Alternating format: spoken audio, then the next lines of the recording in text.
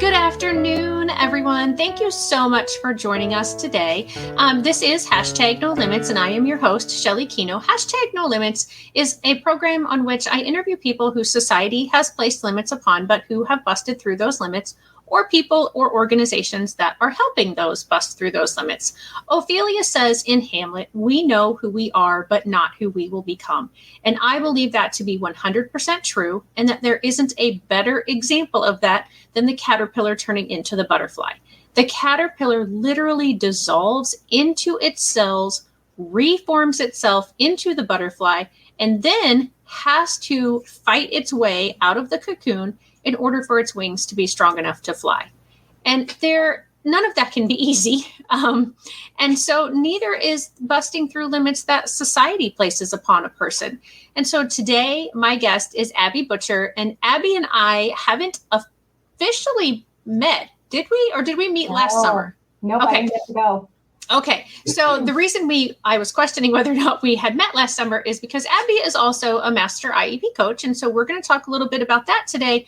There's a lot of things that Abby and I have in common, and I'm really excited for her to share her story and for us to really get to talk and know one another, and for you to just learn a few more things about more people busting through limits. Abby, thank you so much. Oh, sorry, my phone's going off. Thank you so much for joining me today. How are you? I'm good, thanks. How are you doing? I'm doing very well, very well. It's very hot. I think our high today is supposed to be 98.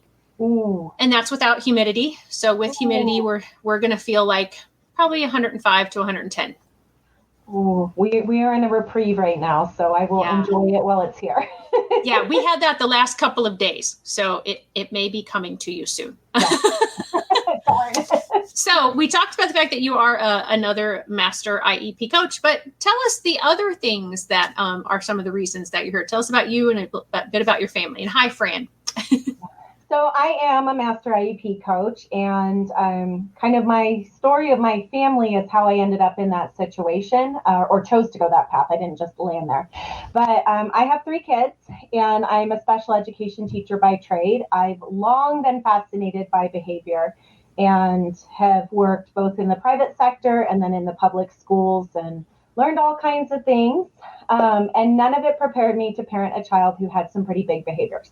And so when he was 3 and 4, we started really noticing that things weren't matching up. While we had these amazing beyond his age verbal skills, we could have a whole conversation and then it would end up in a meltdown anyway. And then our meltdowns were getting bigger, and they didn't necessarily have a pattern, but they were becoming problematic. And so I think the first time we really hit that limit is we went to our pediatrician because we weren't in the school system yet. And I had a pediatrician basically tell me it was my fault. If he could control himself sometimes and not others, then it must be my parenting. And I know I'm not the only one. I'm gonna time out right there, because how old is your son that you're talking about? He's 11 and a half now. So within the last 8 to 10-ish years, this was still being said to parents. Yep. And that isn't even, so he was about 4. We were there in his checkup, and we were kind of like, we knew something was up, but I couldn't put my finger on it. And it's very, very different working in this world of behavior and living in it. Like, I don't care how much training you have, the chronic stress of raising a child with a disability, doesn't matter what you know. So we ended up switching medical providers anyway. I had a pediatrician who was a lot more supportive in our new provider, but unfortunately it was big medical system. And so we struggled to find support within that system. We couldn't pick who. It was like who was available. Right. And that led us to attempting a social skills group, which that provider was great, but then there wasn't any consistency. Then she switched roles, and we landed with this psychologist who tried to use signs with my extremely highly verbal child. Oh. And when I called her on it, I said, we don't need that. Like, he can communicate that way. And so her response to me, basically, when she could see I was getting frustrated, was, it's just hard to parent a child like that. And she's saying it in front of my child. Gosh. So needless to say, we never went back. Yeah. And as much as that sucked, it was the best thing for our family because that led me to find my own information. And that's where I landed in the brain-based understanding of behavior. And so I started reading anything and everything I could. Ross Greene was one of the first books, The Explosive Child, that I finally was like, somebody gets my child. Like they understand the world I'm living in. So I started making connections really quickly between things that were now beginning to help my child and the students I had in my classroom. And at that time, I had a group of students who just struggled behaviorally, like to the point where I never knew, middle schoolers, if we were going to walk in and I was breaking up a fight or if we were going to achieve a lesson that day. And Gotcha. so I started digging into whatever trainings I could find, finding other people along this mindset, and became increasingly frustrated with how behavior was approached in the school system. And there was still very much this mindset that you're making a bad choice, you don't want to do it. And it was all about this will, as opposed to there were deficits that were preventing children from doing what we expected them to do. And so I knew I wanted to do more, but I didn't know how to do this. Like I was a SPED teacher. What else can you do with SPED teacher licensing? And exactly. So we ended up moving across state lines, and we came across a fantastic chiropractor who specialized in neurodevelopmental disabilities. Oh. And she's built a program around help, like filling in gaps in neurodevelopment. And that was life-changing for our family. And that also increased my understanding of the nervous system and the brain and how all of this stuff is connected and how wrong the school system is getting it sometimes with their old school paradigms. And so on the personal side, my son went from, at that point in time, putting holes in my walls, having 2-3 hour explosive episodes, to 3 years later, he's now virtually indistinguishable from his peers and he still needs some ports on a 504, but it completely changed the trajectory of our life. And so kind of towards the end of that, Master IEP coach landed in my lap, and it was exactly what I needed, because I found a tribe of people who really wanted to champion children and a place where I could take this brain-based understanding and begin to apply it and help families get their needs met. So I still am in the school system, and my behavior plans look very different now than they once did. They're very, very driven about helping kids to regulate, very driven on the things we adults need to do to support kids, as opposed to putting all the onus on a small child. You're so speaking my language right now. It's amazing. Yeah. And it's pretty cool to watch. I've learned how to apply this brain-based understanding to reading a psych report. So I can look at a cognitive assessment and tell a parent, particularly like short-term memory. More often than not, if I turn to a parent and say, hey, this is what the score is, I'm guessing your child cannot visualize and predict outcomes of their behavior. And they're like, oh my gosh, no. I said, yeah, here's what we need to do for accommodation. And it's life-changing for kids. Yeah. So it's really driven what I do as an IEP coach, because I know parents are having those same battles. I know they're being told by teachers, doctors, other people that, it's something you're doing. You should probably fix yourself and then your kid will be fine. And which is just not true. There is a reason. Behavior always communicates. It always has a purpose. It just doesn't always serve our purpose as adults. Exactly. So that's kind of how we got to be where we are and why I do what I do now. So. Wow. So much in there. So yeah, I had Kim from Lives in the Balance, the Ross Greene nonprofit foundation, on #NoLimits. Oh gosh, 5, maybe 6 weeks ago.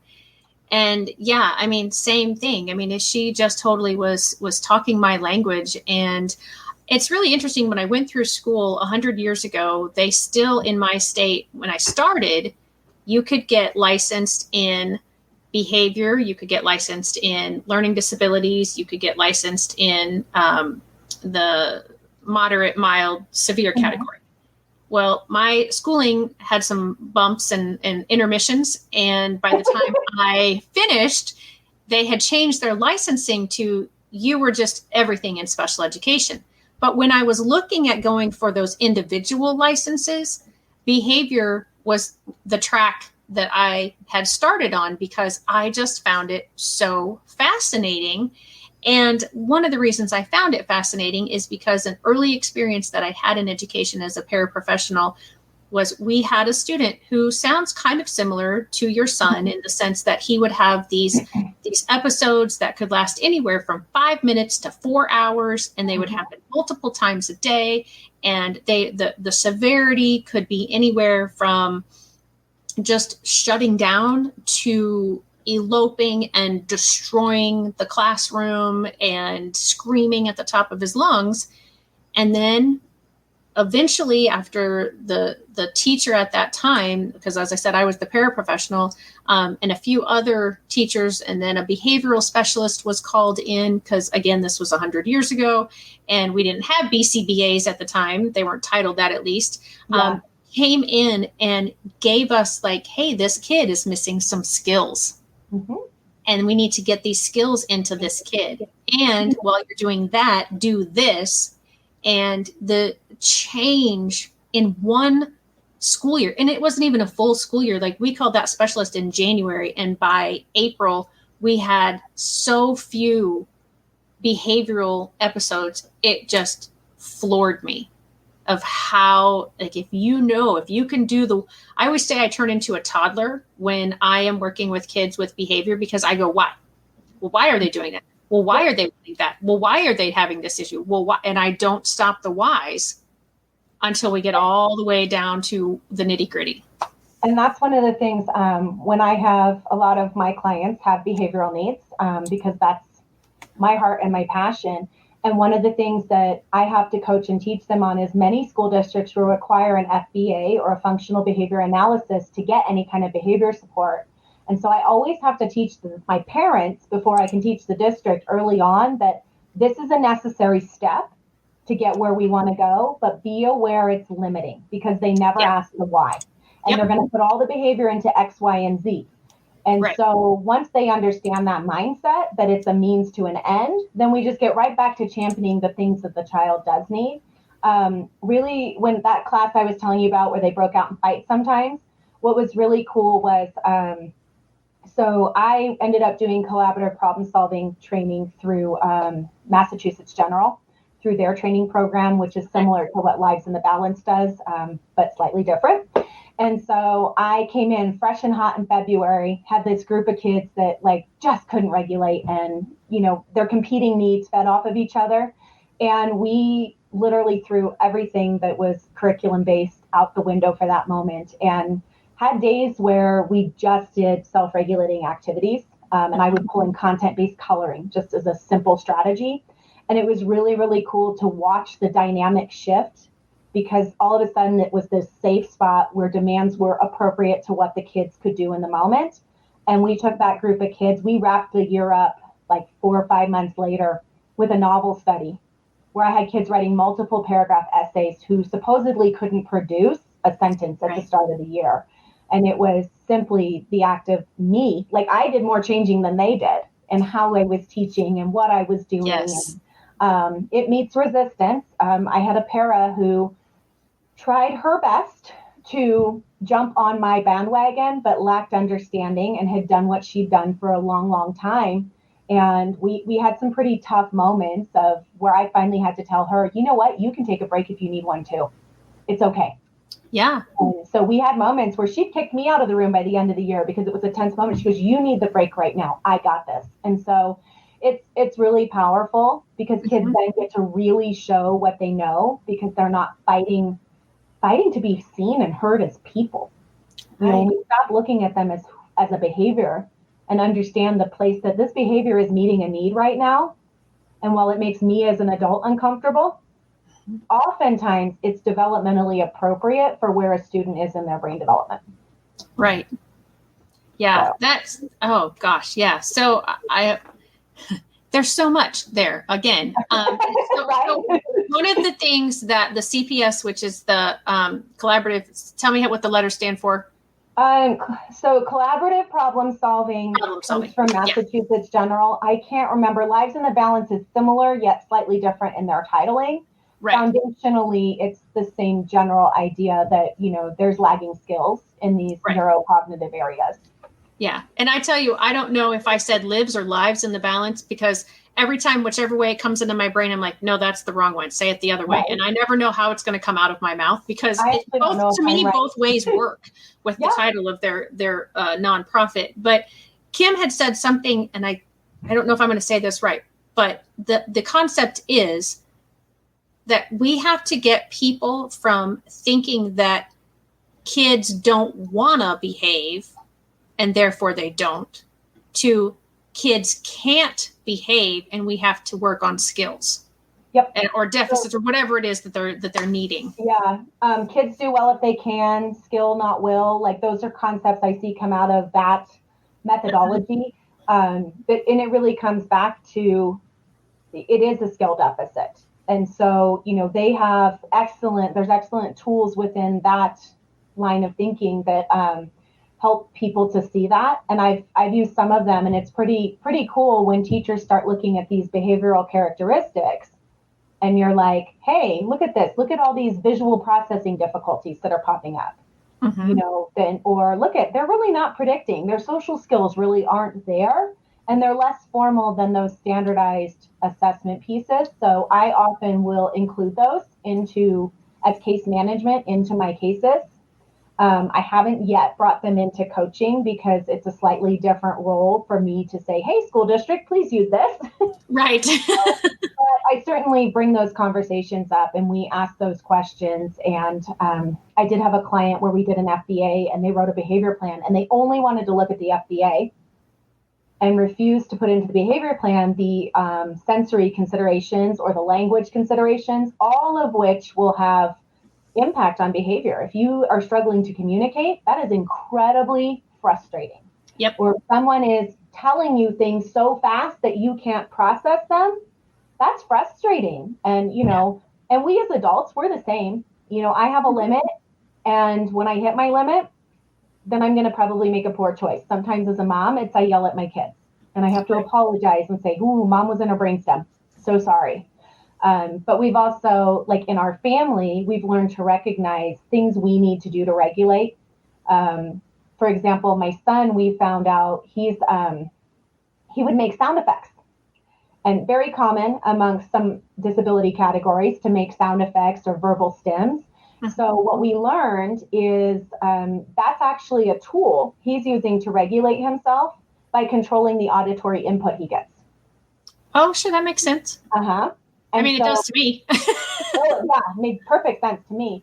Right. So one of the accommodations I started recommending when someone says that, because often you'll see, oh, get noise canceling headphones. It's too loud for them. Well, it works sometimes. Mm-hmm. If the kid just needs to tune it out. But if you're a kid who needs to control your auditory input, it doesn't work. What you actually need is headphones where you can put music on and control the auditory input.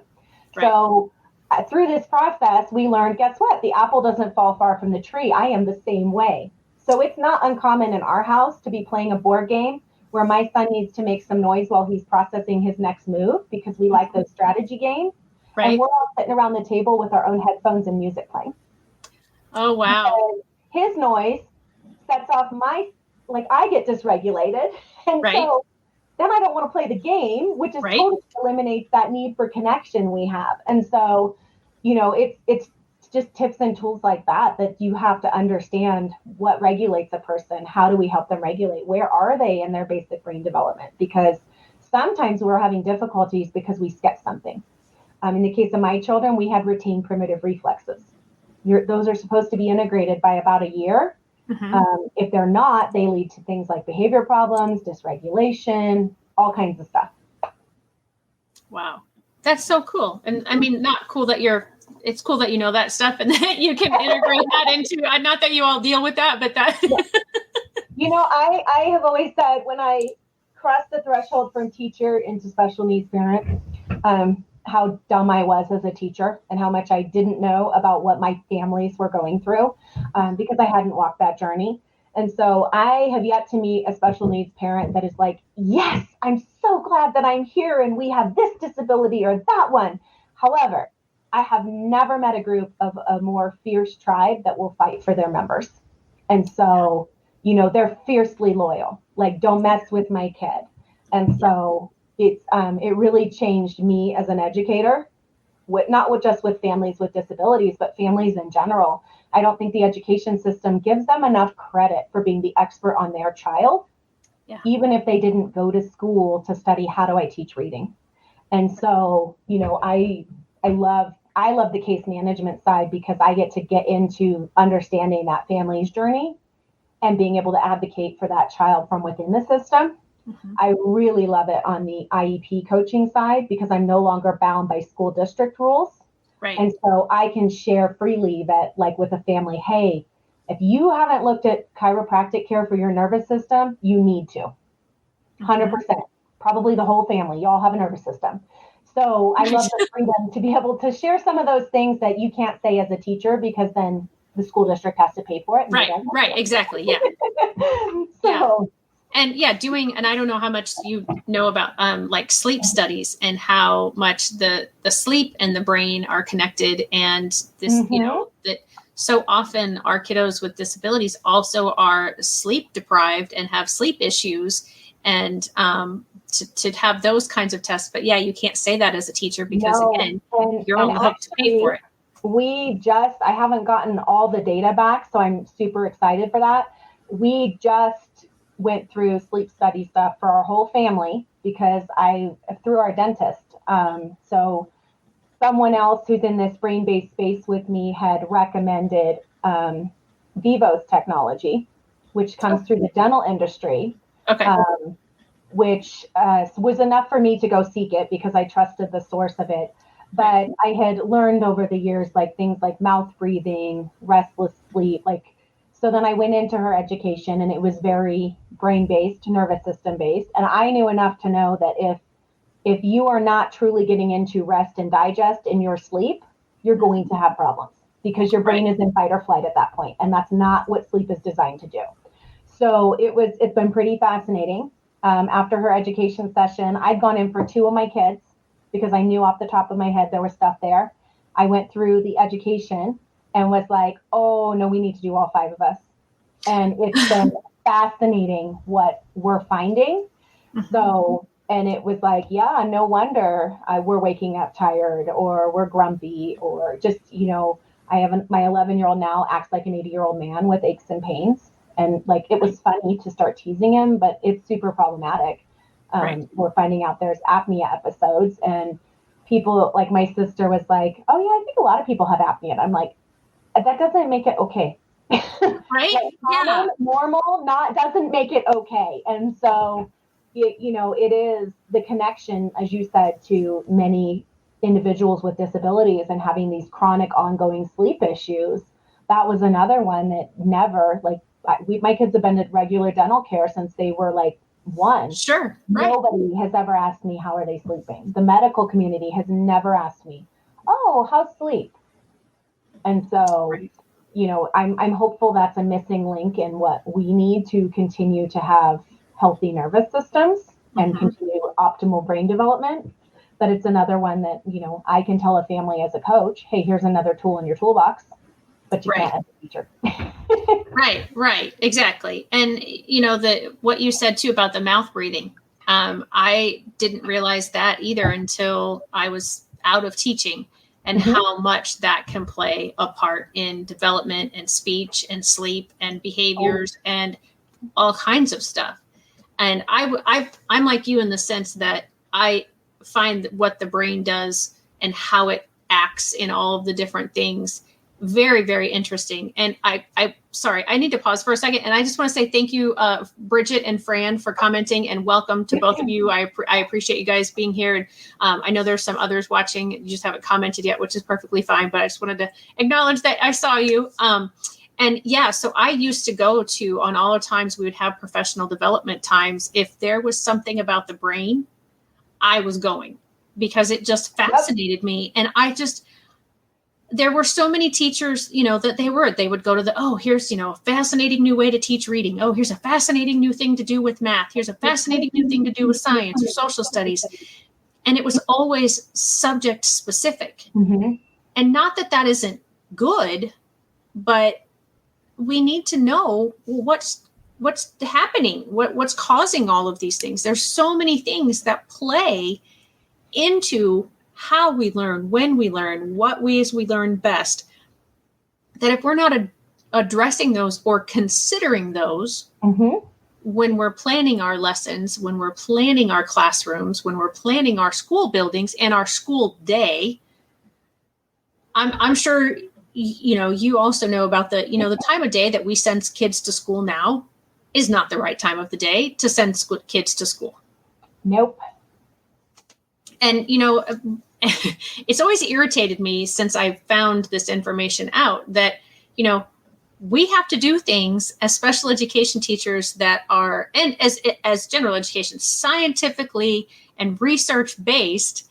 And yet we have all of this science and research that says this is not the best time of the day to teach our kids, sending them to school at 6:30 or 7:30 in the morning. Mm-hmm. We need to give them more activity during the day. And the education system doesn't follow their own guidelines in general. I mean, teachers do because we're made to, but the system doesn't. Well, no, and then they keep putting more and more standards.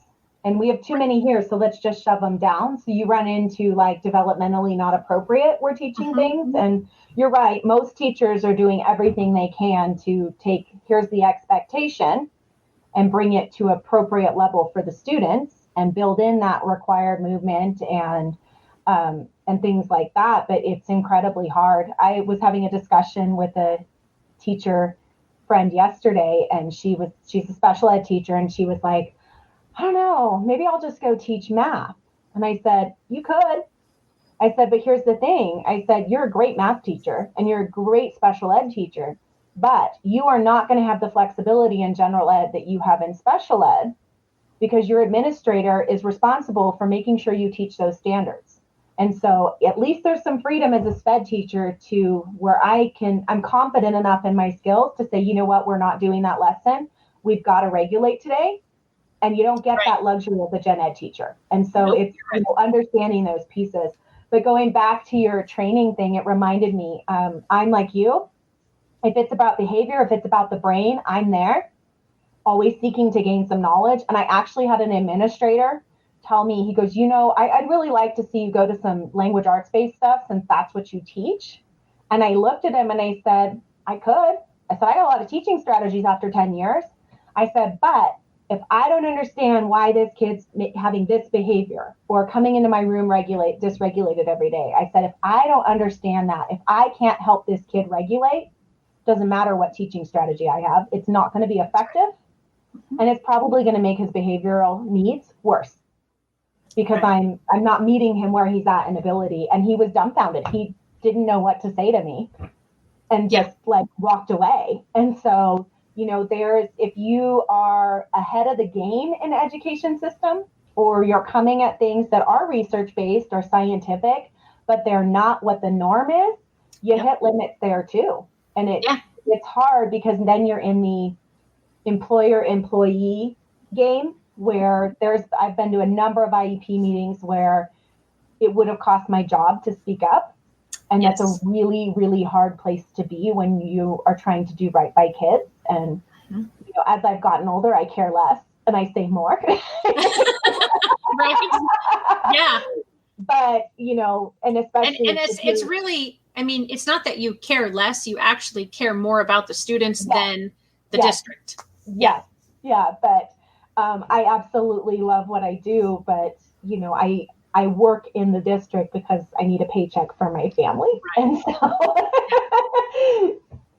Yeah. So here's a great question. And if either of us had the answer, I think we would probably be millionaires and, hoisted as the heroes of all heroes because, but do you have I'm with you. And that's a great question, Fran. I don't think there's an educator out there who hasn't asked, how do we get change in the system? It's in reality, it's small and it's going to be slow, but it's one student at a time. It's parents are really going to be the driving change, because most educators, we're at the mercy of, this is what your employer says you have to do. And obviously we're coming back with, if they're doing illegal things, that's a whole different conversation to just Right. not doing the right thing in the right time.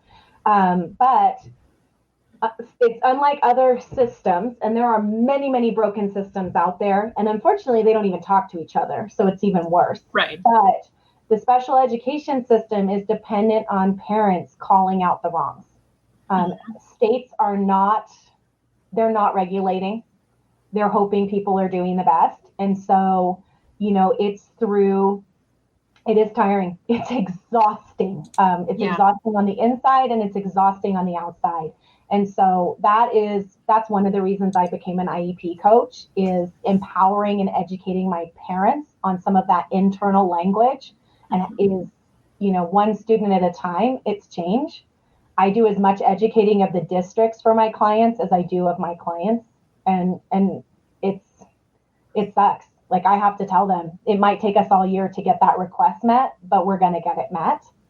And so it's that persistence, it's advocating, helping schools see that parents will always be the best advocate for their child. They are the only ones who truly know the child inside and out across all settings. And so, the more we can get situations like where we can truly partner, the better it is for kids. But it's, any systemic change is slow. I mean, we are where we are in special ed which is relatively young. And we're talking about maybe 20, 30 years, and it's already changed a lot in that time. And it's, I wish we could flip a switch and it's not a fight. I really, really do. But one thing I can say is that fight is coming inside as well. It's just sometimes harder to see, because as employees, you're bound by what your district says. And so some of us leave and we take the fight elsewhere. Some of us move districts to districts that are more progressive to continue the fight there. But I don't know of an educator that's not fighting on some level. Right. Yeah. And what you said earlier, Fran she's my partner in Friday with Fran. So she is the mom of two now grown children with disabilities. And so she's fought the battle, but it's not over. Disabilities don't just magically disappear when they get out of school. So, she's in the, the more the healthcare system and the out of the education system. But now what do I do with my children that they're out of the education system? Like you said, there are so many broken systems. And the book that I wrote in 2020, what you mentioned about, you thought you had a good idea as a special educator until you became the parent of a child with a disability. I thought, because I had the great privilege of working with my families multiple years. And so I had gotten to know them outside of the school system. I got to know the siblings of my students and the whole family dynamic. And so because of that, I felt like I must have a decent understanding of what their lives are like every day. And I had friends and I had family as well, but you don't see your friends and family every day like you see your students and their families every day. So I always refer to my students, but not everyone in my book was a former student. But when I started interviewing these families that are in the book, for the book, I was dumbfounded. I felt like, oh my gosh, if I had even a thimbleful of knowledge, that was probably a lot compared to what the reality is. And I have nothing but respect for families who are raising or have a member in their family who has whatever disability it is.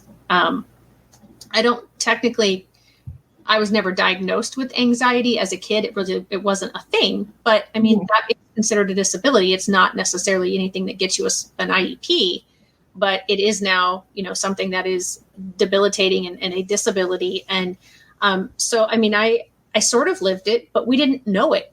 We just knew that I was having problems a lot, but we didn't know that it was anything that I could at the school certainly didn't recognize it. Doctors didn't recognize it or didn't know what it was.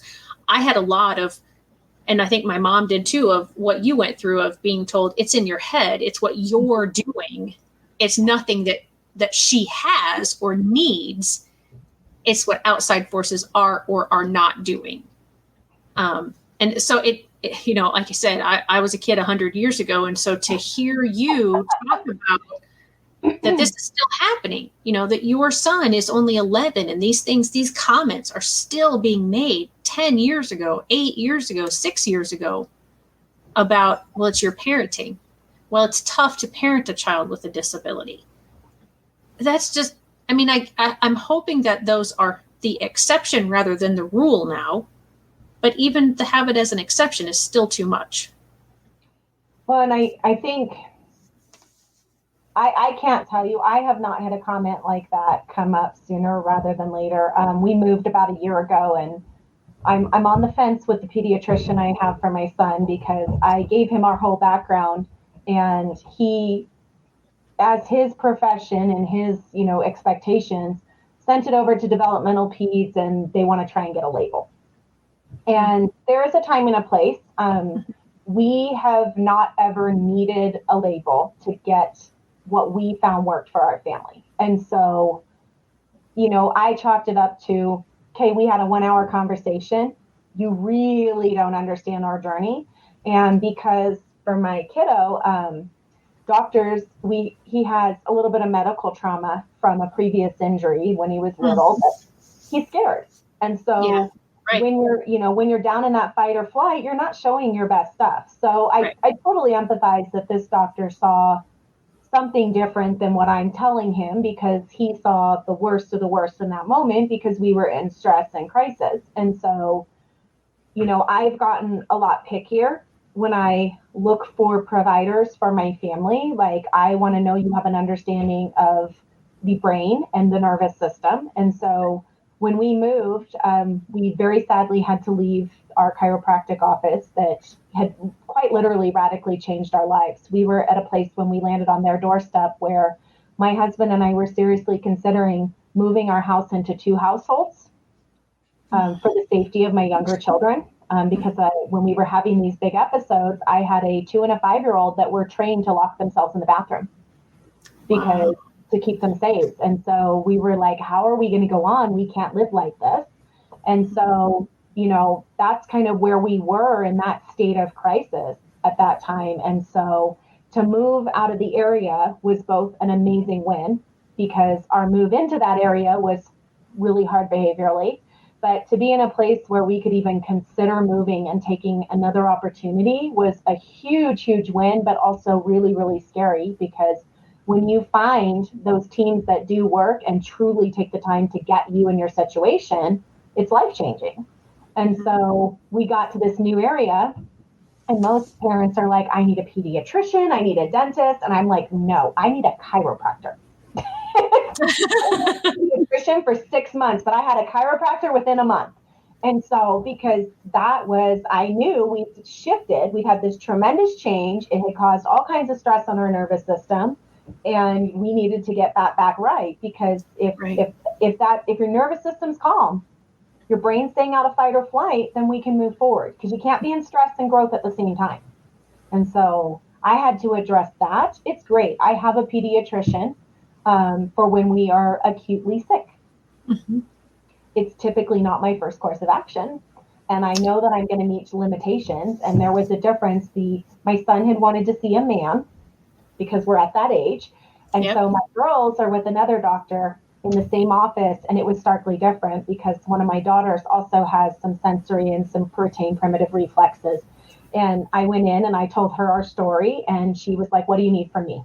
And I was like, nothing. I just need you to know I need a partner on my team. I need you to know this is how I'm going to come at that. I will respect if you disagree, but I need you to respect me. And so, I'm on the fence with, it wasn't that this guy was bad. Right. I'm going to have to do a lot of different educating and a lot of different advocating with him than I will with this other person. And so, as it sucks because the medical system isn't gonna, like, they were like, well, if you get this label, then you can get OT or speech. And I was like, haha, you say that. Right. But what's the reality? Like, because I'm watching the reality in education where we're short-staffed and there's no providers. And I work in a district where we do a lot of contracting with private providers because we're a virtual school across the state. And I've had kids wait 8 months out of a school year for a behavior interventionist because of staffing. Like, we were on it. Yeah. And so I'm like, you're not going to get me anything. Right. And even if you are, it doesn't mean they're the right fit for my family. So, Right. so I don't hear it as much, but I'm really, really picky. I'm looking for a neuro-optometrist for my daughter. And I spoke with one on a consult and, told her my story right off the bat. She's like, I can tell you know a whole lot about the brain. Here's what I know. The chiropractor we saw who trains other chiropractors, she had heard of her. And I was like, cool. I called another one. He wanted to charge me $89 just to talk to him. And I was like, no. Oh, yeah. Like, no, I'm not down with that. We'll go to the person who I think is going to be a good fit. Mm-hmm. But it shouldn't be that way. All the things we found that are really helpful, none of them are covered by insurance. Yeah. Yeah. Another broken system.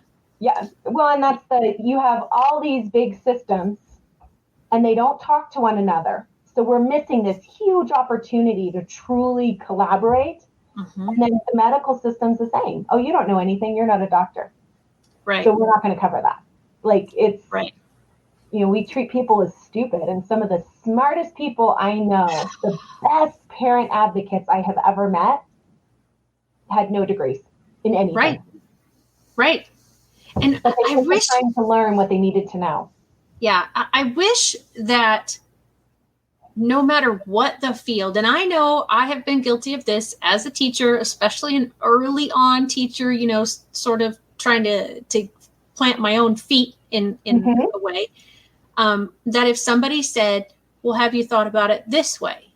I'd be like, well, I'm the teacher. I have the teaching degree. But slowly over time, I realized, like you said, the parents especially, they are with that individual child every day. They are a fabulous resource. I am not going to know everything there is to know about their child. So for them to bring those suggestions to me, I should be listening. Mm-hmm. But even no matter what the field is, we have to be open, because somebody, even though they may not know anywhere close to what the expert or the person who is doing the thing knows, that doesn't mean that what their suggestion would be a wrong suggestion. Yep. And I guess it's a pride. I guess it's a protection of self type of thing. But if I had this conversation with my brother just recently where he was like, well, if I'm a woodworker and he's a cabinet maker, and he's like, and somebody comes in and tells me how to do a cabinet that has no cabinetry experience, I'm not going to listen to them. I'm like, but they might have a good idea. Mm-hmm. Even though they don't have the experience, you can still, it happens that somehow they've gotten the knowledge and they figured it out. Like, oh, well, have you looked at it like this? Some of my biggest wins in teaching came from a kid telling me that. Yeah. What if we did this? And it's, there's beauty in multiple perspectives. And even if you don't have the explicit knowledge in that area, you've got some level of understanding to bring forth a perspective. And maybe you don't know the fancy label or the acronym. Right. And I don't know of a profession that doesn't have too many acronyms. Right. Exactly. Absolutely. But yeah. When we finally can truly collaborate, I think that's when the wins happen, regardless of the system. And I saw Fran's comment about being the connector of the systems, and she's spot on. Parents really, truly, they are having to navigate all of these systems to pull together the appropriate support for their kids. And it's hard. I mean, I haven't had to connect as many systems as some other families I know, and it's truly amazing to watch parents do this. And it's like, I have so much respect because they have so much knowledge. Yeah, it is. I mean, I'm kind of thinking of the answer a little bit to Fran's question earlier about, how do we change the system? And I think it's programs like what you and I went through with the Master IEP Coach Mentorship, Yep. where Catherine Witcher is always training another group of people to help in that fight to get in and collaborate and talk to schools and talk to parents and say, you know what, we do need to change this system. We do need to alter this or look at it this way, or, think outside the box a little bit differently. And I mean, we don't want to throw the baby out with the bathwater and say all of education is broken. No. Because all of education is not broken. All of the medical system is not broken. All of the insurance system is not broken. But we do need, like you said earlier, one student at a time, one individual at a time, slowly start to change things, because we're just not doing a service as good as we could be doing it in all of those systems that we talked about and so many others. And what you and Fran mentioned, as I said, I think I had the anxiety growing up. My daughter has anxiety, but I didn't have to connect. That's a great way to say that. You become the connector of systems. Because yeah, you're right. You go to the doctor and you tell them what's happening at school, and then you come home. I mean, you come to school and you tell them what's happening at home and what the doctor said. And then, you say, well, last year this happened, and with this teacher, this happened. And you bring all of that information, and you as the parent are the only one who has that. And but it is a huge burden to bear. And what you said a few minutes ago about, that you thought you were going to have to move into 2 households in order to make your family work. I've heard that before. In fact, I'm pretty sure that I had someone, or maybe it's an upcoming guest, that had talked about the same thing. Like, they literally moved themselves and one of their children into a hotel, and the rest of the family stayed in the house. Again, that's another reason for my book, is because the lives of your family and all the families are so different, but they have so many similarities. But I felt like there was such a need for an appreciation and an understanding that would hopefully help all of us get better at intertwining the systems and collaborating and understanding. Well, and it's one of those, like, it doesn't get talked about. So, when you're locked in your house and your child is in such a state of dysregulation that they're screaming the house down and yelling help, and you're frantically closing windows and praying nobody hears. It's not then go down the street and chat with your neighbors about, like, what'd you do last afternoon? So it becomes very, very isolating to be in some of these difficulties. Or we noticed who was willing to hang out with us as things got harder, shifted and flowed. And then it makes sense, because we see kids do it with behaviors. We do it as adults. When we get stressed, we start to pull in and we try to control. Right. And so sometimes it's with an outward behavior. Like, if I elope from the classroom, I've got to get myself out of this system or this situation. I'm in fight or flight. As an adult with a few more skills, a fully developed prefrontal cortex, it might be, I've got to clean and organize my pantry. Because if my pantry is neat and tidy, then all is right with the world, and it doesn't matter what else is going on. So we are no different as adults than children. We just, in theory, have a different set of tools that we're using. And so same thing, when you have a child who is having big behavioral episodes, or it could be any need, your world starts to get really, really, really small, because this is what you can control and this is how you survive. And so, it's hard. So then you're in this isolated state. And we had very, very good friends who had no clue what our lives were actually like, because it's just, I'm very open, but it's hard too, because you do get, even the most well-meaning person can be judgmental. Sure. And it doesn't matter the life situation. If you're not walking it, you just truly don't get it. And so there are situations, not even just in my parenting journey, just my life journey, that have shaped the way I will interact with people. We actually have a whole infertility story before I was able to get pregnant. And Oh, wow. so the number of times people asked me like, oh, when are you guys going to start having kids? Who were well-meaning, had wonderful hearts, but had no idea that we had like been really trying hard to do this. Yeah. So like, I never ask someone that because Right. it's not my business, for one. And so society says, cool, it's, when you're getting married, when you're having kids and all that, Right. but the same comes around, like people can mean well, but how do you ask someone, hey, it was a little noisy at your house last week for like 2 hours. Are you okay? Like they just Yeah. don't. And so there's so many special needs families walking in this isolation. And there was a time like in our church where I was like, no, we need to figure out how to support these families, because I had a children's pastor tell me one day my child needed to take a break from church. And children's ministry was like that 1 hour a week where I got to just be an adult. And in theory, my kids were in supportive care. And I looked at her and I said, if my child can't come to church, I can't come to church, because the nursing mom's room is not appropriate for my 3-year-old, or I think he was 4 or 5 at that time. And so, I think people mean well, and they just don't know. And we all there's things like, I know a lot about living with a child with behavior. I don't know a lot about living with a child with Down syndrome. And so I'm as guilty as the rest of doing that. But, that's another one, is we have to start talking about some of these difficulties too, because I think people just are largely unaware of what life is like for families that have special needs. And that's kind of what Fran and I try to do with our Friday with Fran episodes, because she has lived it, so she talks about it from the parent perspective, and I talk about things from the educational perspective. Yep.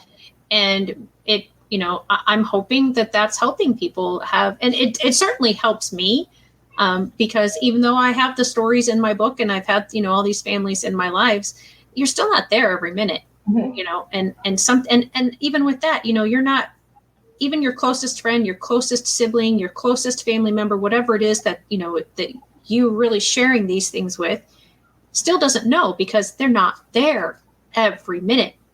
And it's, so you were talking about, it's a difficult conversation to have, like, hey, it was really loud at your house and I heard your child screaming help. What often happens, and as I'm about to say this, I know in my brain, like, I'm going to have people say why you shouldn't say that, but you have the people who are calling children and family services because they think the child is being abused. Yep. And I know people that has personally happened to. And that's a whole, like, I've heard stories of that going horribly wrong. In a lot of ways. And it's that systemic piece again. Right. So, that was one of when we've hit those hard places in life, whether, it's fertility, whether it's parenting, that I always decided, okay, I'm going to be transparent, because the moms who came along, who were further ahead in the journey and were transparent, were invaluable to hope, like just knowing I can get there. So if I can do that for another family that's just starting out, it's a gift I get to give. As much as there are parts of our journey that I would desperately like to forget, at the same time, I desperately don't want to forget where we came from, because it's led us to where we are today, which is a very, very different spot. I no longer have a fear of a hole in a wall in my current home. I no longer live in a home that had patched holes.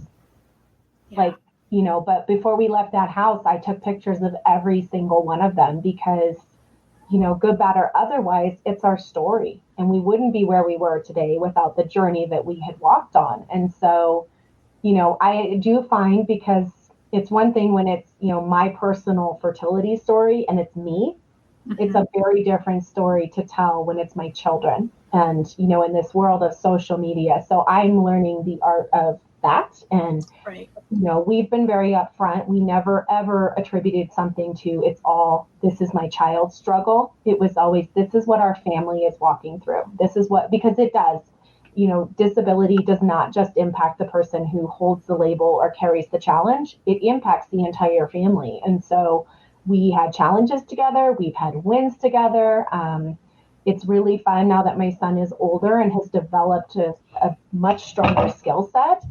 Now we're working on advocating for himself and helping him to kind of have the words that match kind of what he's feeling, and how do we proactively do that. And but it's hard too, because on the surface to the world, we don't look like we have any challenges anymore.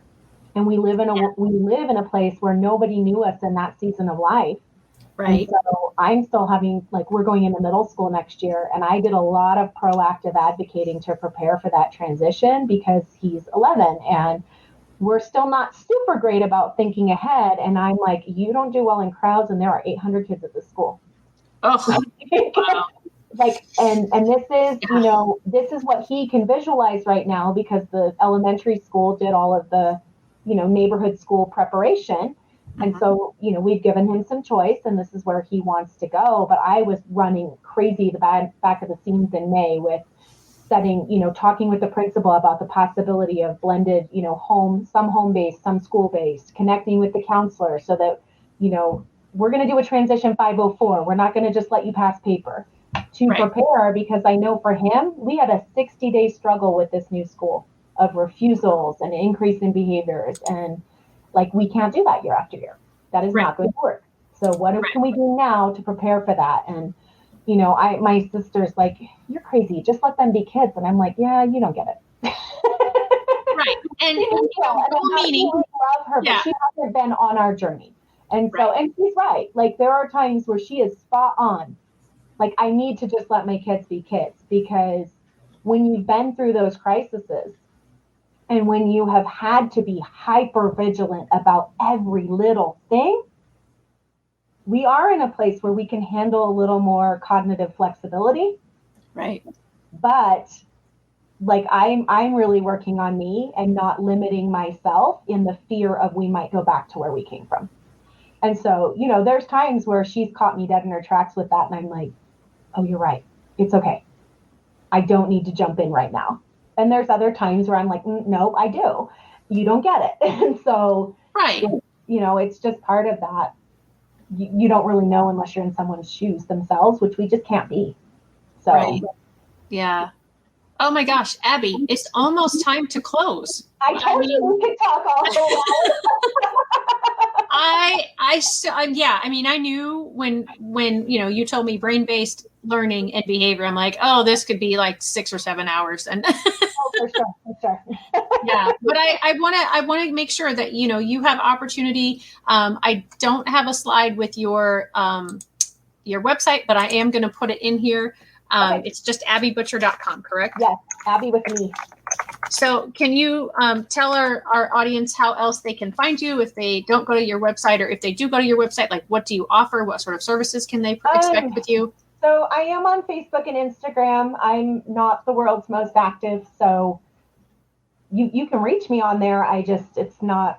It's a challenge for me to be active like that. However, as far as services, as I mentioned earlier, my niche is behavior. So I love to help families that kiddos are struggling with social, emotional, and behavioral challenges within the school system. Usually these are going to be families that are having a behavior plan, or there's discussion of a behavior plan, or they're getting lots of suspensions or behavior notes, things like that. More often than not, families that end up kind of seeking me out, they've got an invisible disability, and they're struggling with helping the school to understand that. So I offer free consultations to anyone, because I think it's important for not only me to make sure I can serve you, but you to make sure that I'm the right fit for your family. And the beautiful part about the coaching network is, if it's not me, I can refer you to someone who is likely going to be a good fit. But then I do one-on-one coaching. I will attend IEP meetings. I have a premium package where we do some proactive meetings. So we meet every month to kind of look at data. And, like I have a family we're meeting next week to kind of put together a homeschool communication plan, like actually put it together so they can take it to the teacher in the fall as an idea and start the conversation that way. So it's really customized around what families need. They usually just buy a coaching package, and then we use that time based on what are their needs within their child's IEP. Awesome. It's time to go. I know. We may have to do this again sometime. Join me next week. Michelle Vasquez will be with me. She is another Master IEP coach. June was Master IEP Coach Month. It wasn't done that way, but it turned out to be that way. So take care, everybody. We will see you next week. Bye. Hey, parents and teachers, are you tired of IEP meetings that feel like a battle? Let's put an end to the tension and create a collaborative, calm, and respectful environment together. Shelley Kino, your go-to IEP consultant, can transform your meetings into positive and productive experiences. With Shelley Kino, your child is her top priority, your voice is heard, and you become confident. Shelley Kino is making the world better for all, one IEP at a time. Visit www.shelleykino.com for more information and set up your free 20-minute consultation today. That's shelleykino.com, SHELLEYKENOW.